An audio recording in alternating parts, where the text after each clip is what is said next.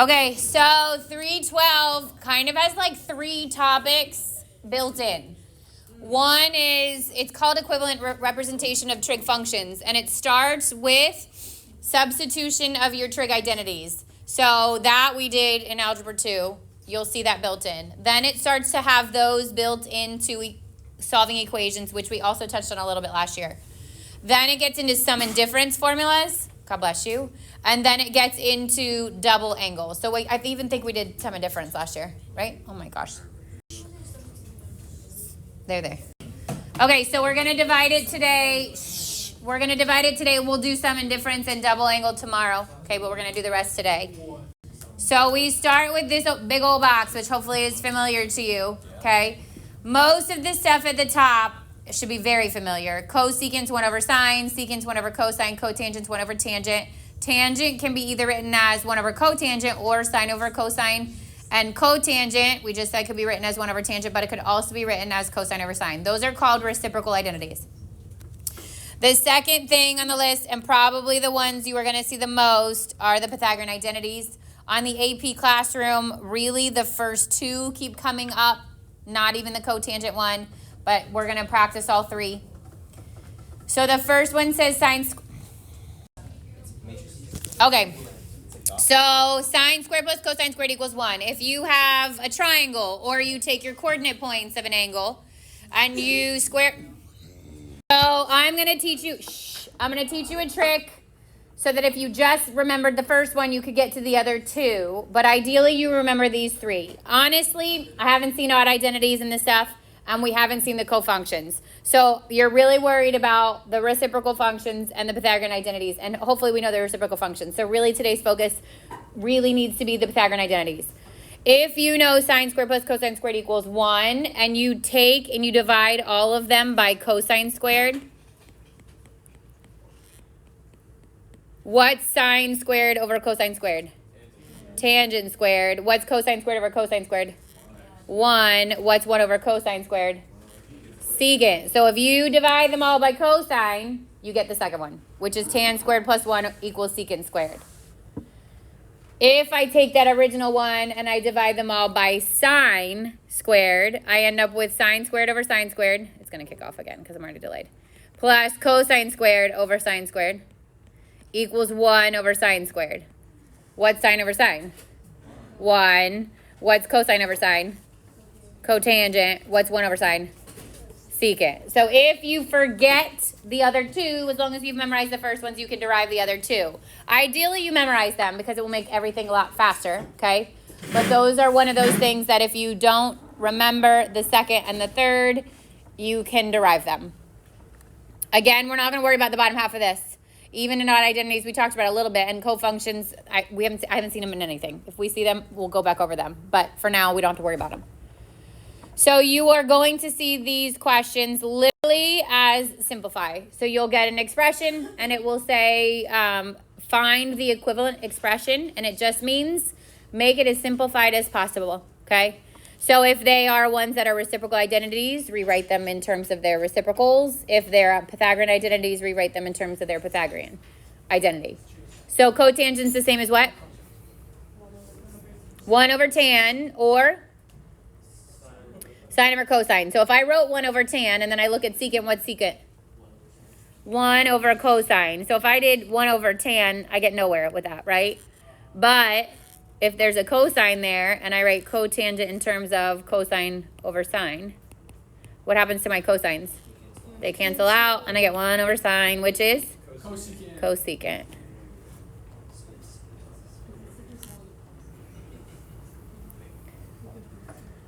Go to B. Can you leave it in 1 over cosine? No, cosecant is simpler than 1 over cosine. So if you can get it down to one term, you gotta.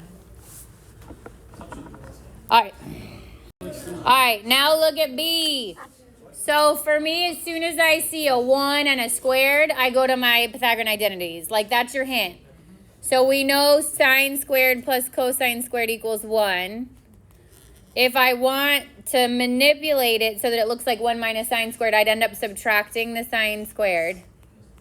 And I get cosine squared equals 1 minus sine squared. So what can I replace 1 minus sine squared with? Cosine squared. Then the one on the bottom is cosecant. Tan goes with secant, and the two C's go together. 1 plus cotangent squared equals cosecant squared. Okay, so we left off. Now we're at the bottom, right? We said cosecant squared x minus 1. And then we did 1 plus cotangent squared equals cosecant squared. So if I want to move, this time I'm moving the 1 on the side with the cosecant. Cotangent squared would equal cosecant squared x minus 1, which means I can replace cosecant squared x minus 1 with cotangent squared x. Would we ever had a situation where like the 1 minus sign or whatever doesn't equal anything? It could equal like a negative 1. Maybe we have to like switch the signs. But like it wouldn't. But it really shouldn't. It's not equivalent to something else, right? Like I mean, not really. I mean, it could, of course, but yeah. Okay. Okay, so now I want to see, because there's a reciprocal identity or reciprocal function in there, I want to see if I can go further with this. Now, here's a shortcut. If you move a function from the numerator to the denominator or the denominator to the numerator, it becomes its reciprocal. You can only do it if it's either by itself or being multiplied by something else. You cannot do it. Like I cannot take cosecant here, move it to the top, and make it sine. That's wrong. You can't break apart a sum or difference. But if it's by itself or it was being multiplied by something, I can literally take this function and move it to the top, making it its reciprocal function, which would be what? Tangent. Squared. Tangent squared. Then I can leave cosine and I can rewrite tangent as what? Sine squared over cosine squared. What happens to my cosine squareds? And I get just sine squared. Yeah. Can't you just say like, I mean, it's the same thing, but You could keep change, flip it. You can make it cosine over sine and then flip it. I Mhm. could just like multiply by sine. Totally. Yeah. Yeah. For the work last year, I remember you didn't make us like have the x's, but for the final answer we had to have the x. Correct. Right? It's the same Yeah. thing. I would assume it would be the same thing too on it. Well, obviously if it was multiple choice you would see it. Yeah. But and a multiple choice question would be like, which of the following is like the equivalent of this? And you would have to go to your multiple choice and you would have to see which one is the same. If it's an open-ended question, then I would assume you'd have to have the angle. They would dock you if you didn't. Yeah. Oh, The x is the angle. Yep. Okay. Can't you make it cosine squared over cosine over sine? And then keep change, flip it. It's the same thing. Wait, but it would be cosine over sine squared. It'd be cosine squared over sine squared. Okay. And then when you flip it, it becomes sine squared over cosine squared, and the same thing would happen that just did. All right, go to C. What do you see there that's replaceable?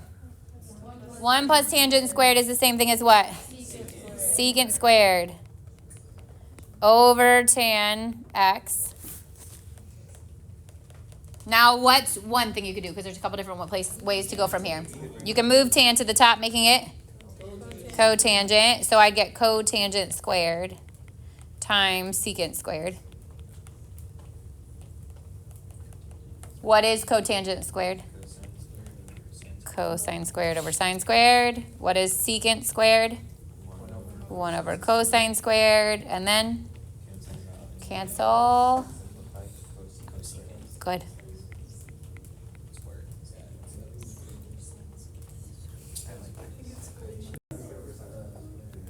So what is 1 plus cotangent squared? So cosecant squared. And then cosecant squared becomes 1 over sine squared. One of the sines cancel, and I get 1 over sine, which is cosecant. I know. Yeah. Okay, now it says verify. Verify says I have to get the left side to equal the right side or the right side to equal the left side. Whichever one is obviously more complicated, which in this case is the left side we're going to work with. The rule is we cannot work both sides, though. You have to stick to one side. So I'm going to leave cosecant as is. I'm going to look at the left side. What's there? What's cosine squared plus sine squared? 1. What's cotangent squared plus 1? Cosecant squared. It's literally that easy. Like these are not that difficult in this context. You would set the left side equal to the right side. So if this was a question, which, you know, haven't started, but let's say it's on your test, I would be looking for the steps of the work to get you to that point. I do it like everywhere though. Huh? All right. Last one that we're going to do today, right? Then comes something, yeah. Says the function f is given by f of x equals 1 minus cosine squared x minus sine x. And I want you to find the solutions for where f of x equals 0 on the interval of 0 to 2 pi. So we're solving these equations, which means our answer should be angle measurements, right? It gives you an interval 0 to 2 pi, so I know that I'm going to use that at the end. And it says I want to find where this guy equals 0. So I would say 1 minus cosine squared x minus sine x equals 0. If it said f of x equals 1, I'd set it equal to 1. If it said f of x equals 2, I'd set it equal to 2. I found this on the web. Oh, you're so helpful. Okay, so what you have to do from here is, and there's going to be different cases. Let's say there's two different trig functions, but they're being multiplied together. Those we can split. So if it said something like sine of x times cosine of x equals 0, I can actually split and solve it from here and solve it as though it's two separate ones, okay? If they are different trig functions like that, you can split and solve, or they're factorable, you can split and solve, right? But if they're two different functions like this, I cannot factor this because they're two different functions, right? I can't split and solve because I can't get them down to two different terms. So what I have to do is find a way to replace one with the other. Does that make sense? Okay. I have to find a way to make these both sine or both cosine. So think back to the things in your Pythagorean identities that relate both sine and cosine. Sine squared plus cosine squared equals 1. So can I manipulate this so that, first of all, can I manipulate this so that sine is by itself? No, I can do it so sine is squared is by itself, right? But not sine. So I'm not going to try to replace that one. Can I manipulate it so that cosine is by itself? Yes, so I'm going to try to manipulate that one. I can even go so far as saying I can manipulate it so it says 1 minus cosine squared, right? Because I can move the cosine over here. So you could replace it two ways. One is 1 minus cosine can come from this. If I move the cosine to the other side, 1 minus cosine becomes what? Sine squared. Now can I factor that? Yep, I can take out a sine. So sine x comes out. Sine x minus 1 equals 0. And now we split and solve. So I'm looking for where sine is 0 and for where sine is 1. On my whole circle. So including 2 pi this time. You see it says or equal to. So where is sine 0 on my whole circle? 0. At 0. I heard another one. Pi and 2 pi. Where is sine 1? Pi over 2.